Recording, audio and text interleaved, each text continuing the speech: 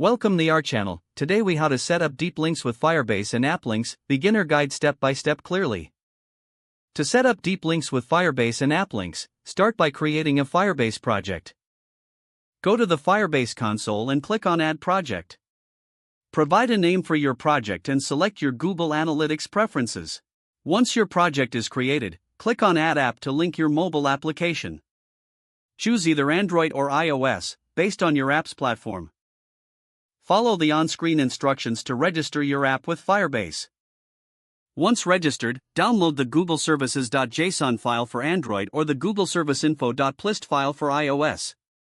Next, add the downloaded file to your app's project directory.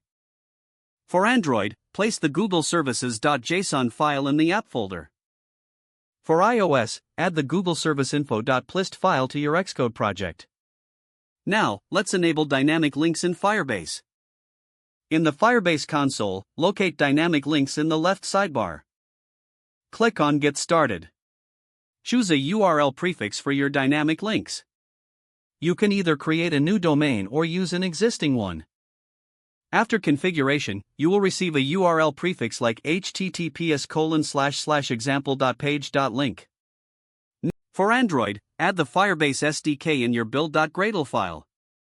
Make sure to include the necessary dependencies for Firebase dynamic links.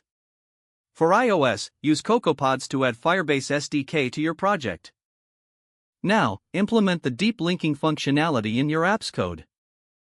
On Android, override the onCreate method to check for incoming dynamic links.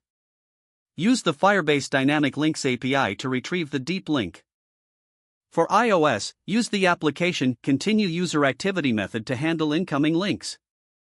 Parse the deep link data to determine the intended content or action in your app.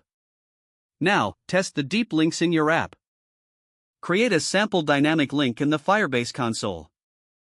Share the generated link and click on it to see how it opens your app.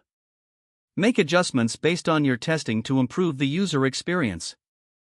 Remember to handle scenarios where the app is not installed by directing users to the App Store. Lastly, publish your app updates to implement the changes for your users. Don't forget to like this video and subscribe to our channel for more step-by-step tech guides.